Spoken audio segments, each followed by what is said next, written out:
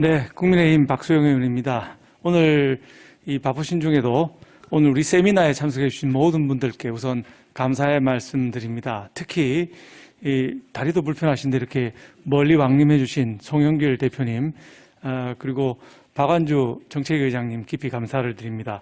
행사 주최는 저희 김영배 의원님과 제가 했습니다만은 주관을 또 해주신 한국행정연구원 황혜신 부원장님께도 감사의 말씀 올립니다.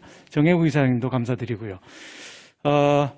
그동안에 저희 여야가 사실 협의를 하고 정책을 추진하는 경우들이 많이 있었습니다만은 특히 코로나 때문이기도 합니다만은 21대 들어와서 여와 야가 의원들끼리 합쳐서 어떤 정책을 논의하고 입법을 논의하는 경우들이 매우 제한적으로 운영이 되어 왔었습니다.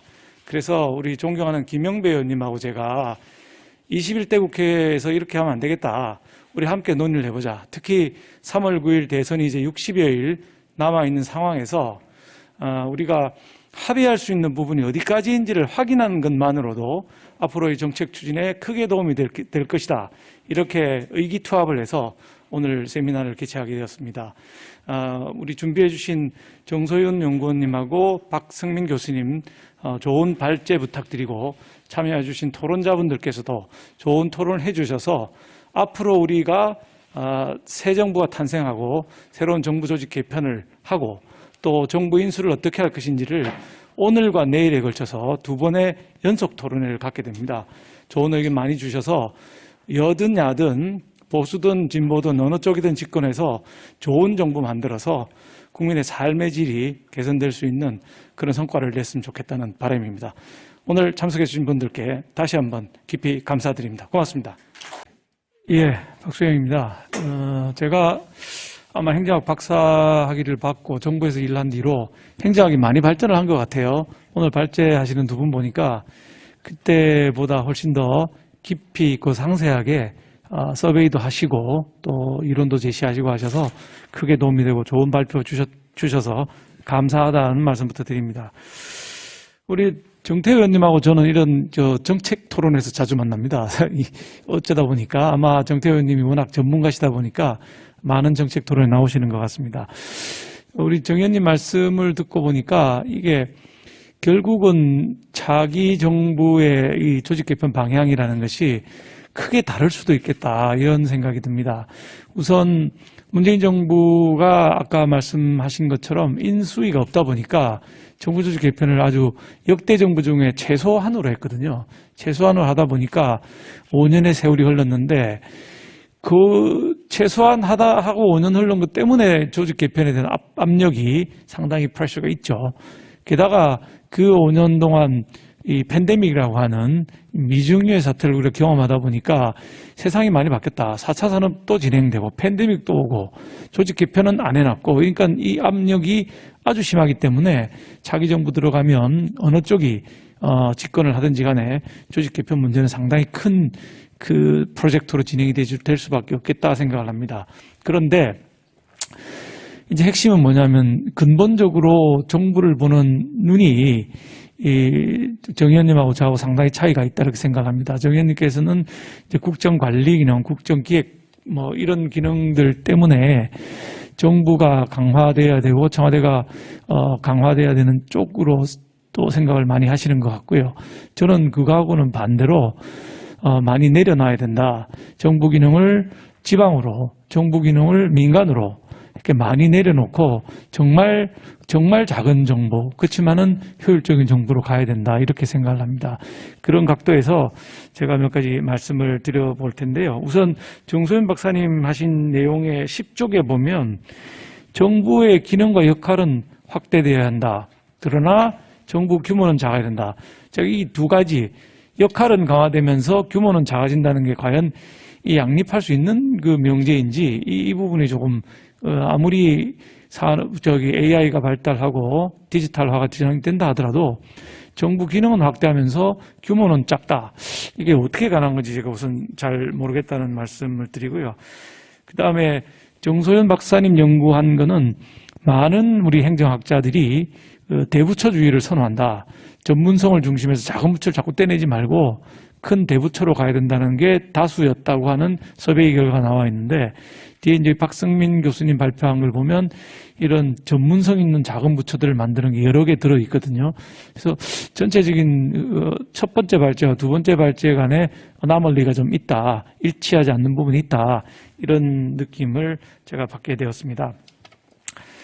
자, 우선 여러 가지 드릴 말씀이 많습니다만 구체적인 내용으로 들어가 보면, 우선 지방분권에 대해서 방향에 대해서는 아마 여당이든 야당이든 보수든 진보든 상관없이 똑같은 의견인 것 같고요. 정 의원님하고 저하고 상당히 일치하는 부분인 것 같습니다. 그러면 어떻게 지방분권할 것이냐? 국가재정을 뚝 떼어서 지방에 줄 수 있느냐? 현실적으로 어렵단 말이에요. 그러니까 이 지방에 줘야 될 거는 저는 돈을 떼어주는 것이 아니라 권한을 떼어주는 게 문제다. 제가 이제 경기도에서 경제투자실장하고 행정부지사를 6년을 했습니다. 역대 부지사 중에 제가 최장 기록을 갖고 있는데, 해보면 기업을 유치하기 위해서, 해외 기업을 유치하기 위해서 제가 무려 23개 나라를 다녔습니다. 투자 상담을 하고 유치를 하고 했는데 이게 안 됩니다. 뭐 성공은 많이 했지만 권한이 없어서 외국에서 들어오려는 기업, 또는 수도권에서, 지금 제가 부산의 국회의원인데 부산의 기업을 유치하려고 하면 뭔가 인센티브를 줘야 됩니다. 땅값을 싸게 해준다든지, 그 다음에 최저임금을 좀 낮춰준다든지, 주 52시간제를 좀 어떻게 조정해 준다든지, 이런 것들을 요구를 하는데 그거를 지방자치단체장이 제시할 수 있는 권한이 하나도 없습니다. 하나도 없습니다. 예를 들면 저희 지역에 부산 문현 금융단지라고 해서 그 국제금융단지가 있는데, 거기 기업 유치하려고, 홍콩에 있는 기업들 좀 유치하려고 했더니 주 52시간, 이거 안 되겠다 이거예요. 왜냐, 금융기관들은 전 세계적으로 그 금융업을 해야 되기 때문에 우리가 밤일 때, 미국이 낮인데 이거 52시간 근무하면 도저히 자기들은 핸들할 수가 없다, 뭐 이런 얘기가 있는 것이죠. 그 다음에 제 친구들이 그 지역에 시장 군수하는 친구들이 많이 있습니다. 근데 우리 올해 이제 2022년도에 최저임금이 이제 9,120원이죠. 그렇게 됐고, 주유수당을 합하면 이제 12,000원 정도 올라가게 됩니다만은, 이게 지역의 충청도의 어디 조그만 시골에 있는 시장은 저보고 그래 얘기합니다. 여기는 6,000원만 줘도 일하려는 사람 많이 있는데 왜 우리가 10,000원 이상, 그러니까 기업이 안 가는 거죠. 글로 안 가니까 청년들은 또 지역을 떠나게 됩니다. 지역을 떠나서 서울로, 수도권으로 다 올라가서 지방소멸, 인구소멸, 뭐 이런 얘기를 지금 하고 있는 상황이거든요. 그래서 중앙에서 기능을 강화해서 최저임금을 전부 일률적으로 적용하는 이런 방식이 과연 맞느냐? 저는 아니라는 거죠. 지방에 그런 걸 조정할 수 있는 권한을 지방에서, 그런데 시장이 시의회와 의논해서 우리는 6,000원만 받아도 좋겠다, 이렇게 결정을 하면, 자, 우린 6,000원이니까 기업들 오십시오 하고 이렇게 유치를 할 수 있는 장점이 있는 것이죠. 여기 몇 가지 예를 들었습니다만, 이런 식의 돈을 무턱으로 떼어줄 방법은 저희는 없습니다. 즉 국가재정에서 어떻게 떼어서 주겠습니까? 떼어줘봐야 17개 광역자치단체 나눠주고 나면 얼마 되지도 않거든요.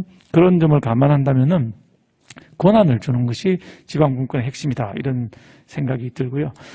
그 다음에 이제 기재부 기능, 아까 또 말씀을 주셨는데, 기재부의 예산 기능을 떼어내서 총리실로 가자. 저는 또 후보님께서는, 민주당의 후보님께서는 예산 기능을 떼서 청와대로 가져가자, 뭐 이런 말씀, 기재부에서 떼내야 된다는 말씀을 주로 하셨는데, 전 또 그 의견에 대해서는 반대 의견을 갖고 있습니다. 어떤 생각이냐면, 기재부가 아니고 각 부처로 예산 편성 기능을 줘야 된다. 장관이라는 게 허수아비고 기재부가 쩔쩔매고 청와대 가서 쩔쩔매는 상황이 되는데, A 부처에 예산 100이 있으면 90은 전년도하고 똑같이 주고 10%는 떼내야 된다고 생각합니다. 그러면은 국가 전체적으로 우리가 600조 예산이면 60조 정도 떨어져 나오면 이거는 기재부가 들고 국가 전체적인 방향에서 볼 때 어디에 투자를 해야 이게 좋겠다 하는 그 구소로 가면서 각 부처의 자율성을, 그러니까 정태호 의원님하고 저와 약간 다른 부분이 청와대나 총리실이 중심이 되어서 국정관리 기능을 해야 된다고 하셨는데, 저는 각 부처 장관한테 떼어주는 것이 오히려 더 잘 돌아가고 부처가 실질적인 책임의식을 갖고 해볼 수 있을 것이다. 아까 박성민 교수님 발표에도 그 일하는 공무원들의 생각과 자세가 바뀌어야 된다고 하는데 청와대 중심, 기재부 중심으로 가서는 일하는 자세가 바뀌지 않고 위만 쳐다보게 되거든요. 그래서 그런 식의 분권으로 민간으로 떼어주고 작은 정부로 가고 지방으로 떼어주고 작은 정부로 가고 예산도 각 부처로 떼어줘서 각 부처가 활성화되는 방향 이런 쪽으로 정부조직 개편이 가야 되지 않겠나 하는 생각이 들고 여기 보니까 뭐 너무 자잘한 부처들이 너무 많이 나왔는데 아까 대부처주의하고 좀 연관도 한번 보시면 좋겠는데 저는 부처를 하나 신설한다면 꼭 부처가 아니라도 됩니다. 저는 정혜구 이사장님께서 제가 말씀을 드렸는데 경사연에 만들어도 좋고 정부에도 만들어도 좋은데 도대체 대한민국이 어디로 가야 되는가는 국가전략원 큰 그림의 그림을 그리는 과거의 EPB의 경제기획원의 그 기획 기능이 있었습니다. 기획 기능이 있었는데 이게 이제 경제개발 5개년계 포기하면서 기획 기능마저도 이제 축소돼서 지금 거의 안 하고 있는데 KDI도 지금 보니까 이런 큰 그림을 그리는 역할을 안 하더라고요. 5년, 10년, 20년 뒤를 바라보고 대한민국이 뭘 해야 된다 하는 조금 러프하지만 예상하기 어렵지만 그래도 그런 목소리를 내주는 조직이 어딘가는 있어야 되는데 그게 정부 조직일 수도 있고 경사연에 만들 수도 있는데 어느 쪽으로 만들든지 간에 국무회의는 반드시 들어가야 된다. 국무회의 반드시 들어가서 대통령이나 장관들의 의사결정에 목소리를 낼 수 있어야 된다. 이렇게 생각을 하고요. 청와대는 우리 정태희 의원님께서는 수석비서관 없으니까 오히려 문제가 생겨서 다시 수석비서관제를 도입할 수밖에 없다는 방향이신 것 같은데 저는 그것도 반대입니다. 청와대는 대통령이 만기 칠람한다고 다 모든 부처를 관장할 수가 없습니다. 14개 부처를 전부 관장할 수가 없기 때문에 대통령께서는 5년 임기 중에 할 수 있는 국가 주요 사항 한 3개, 뭐 많아야 4개 이 정도의 프로젝트 베이스로 가서 그 4개는 3개는 완성하겠다. 예를 들면 팬데믹 이 문제는 내가 책임지고 해결을 해놓고 하겠다. 예를 들면 청년 일자리 이건 내가 목숨 걸고 해결하겠다. 예를 들면 부동산 이건 내가 5년 동안 죽창해달라서 해결하겠다는 그 3개만 해놓고 와도 성공한 대통령이 될 겁니다. 하나도 못하고 가는 대통령이 많으니까. 그래서 청와대 자체를 아예 3개의 프로젝트를 한다면 3개 프로젝트를 수석 3사람을 두고 진행을 하다가 또 중간에 뭐 이번에 팬데믹 같은 거죠. 예기치 않은데 들어왔으니까. 그러면 또 이건 내가 하겠다고 하면 하나 더 만드는 방식. 그래서 3개 내지 기껏 많아야 5개 정도의 대통령 프로젝트만 수행하는 조직으로 청와대가 가고 나머지 과제들은 국무회의에 매번 참석하셔야 됩니다. 국무회의 참석률이 제일 높았던 대통령이 김대중 대통령입니다. 근데 갈수록 국무회의 참여율이 제일 떨어지고 있고 지금 죄송하지만 문재인 대통령께서 국무회의 참석률이 제일 저조한 걸로 나타나 있습니다. 그러니까 국무회의를 이용해야 됩니다. 실권을 준 장관들하고 맞상대를 토론하고 거기서 결정하고 일반적인 업무는 거의 다 진행을 시키고 대통령께서는 3개 내지 5개의 대통령 프로젝트로 가는 게 좋겠다. 이것이 제 생각입니다. 시간이 좀 많이 흘렀습니다만 빨리빨리 저기 31쪽에 나와 있는 조직 개편안에 관해서 약간 코멘트를 하면 청년 정책을 담당하는 부서가 필요하다는 데에서는 양쪽 후보들이 다 일치를 하고 계십니다. 다만 그게 청년 미래부라는 이름으로 가는 게 맞는 것인가? 그러면 청년 말고 중년 또 노인 이런 분들은 어디서 해야 되는가요? 그래서 저는 이걸 청년까지 포함한 무슨 가족부 같은 걸 만들면서 그 안에 뭐 청년청이 들어간다든지 하는 거는 모르겠지만 또 청년부라고 하는 부를 만들고 노인하고 나머지 가족들 하는 부는 또 따로 있고 이렇게 가는 것이 과연 그럼 조정의 이 업무가 또 많아지게 되는 부분이 있고요. 환경기후에너지 부분은 양쪽 후보들이 다 많이 찬성하시는 것 같고 데이터를 청이냐 처냐 이름 차이지 데이터청 만들겠다고 양쪽 다 데이터댐, 데이터청, 마이데이터 이런 얘기는 양쪽 후보들이 다 하신 걸로 알고 있고요. 미래사회통합처 저는 이거는 정말 정부 부처의 한 부처의 기능으로 가능할 것인가 만들어는 놓는데 작동하겠는가 이런 거야말로 사실 대통령 프로젝트로 우리 불평등이 커지고 사회 저소득층과 지역 문제, 소득 문제, 계층 문제가 자꾸 생긴다면 대통령 프로젝트라는 5년 추진해 보시는 게 좋지 않겠냐 이런 생각이 들고 주택청 그다음에 부동산 감독원 이것도 저는 반대입니다. 왜냐하면 자꾸 이렇게 부처를 세분해서 쪼개서 만들게 되면 정부가 커지게 되는 것이거든요. 그래서 이런 부분도 저는 반대한다는 말씀을 드리고 우주청 뭐 양쪽이 다 찬성하고 계시니까 좋고요.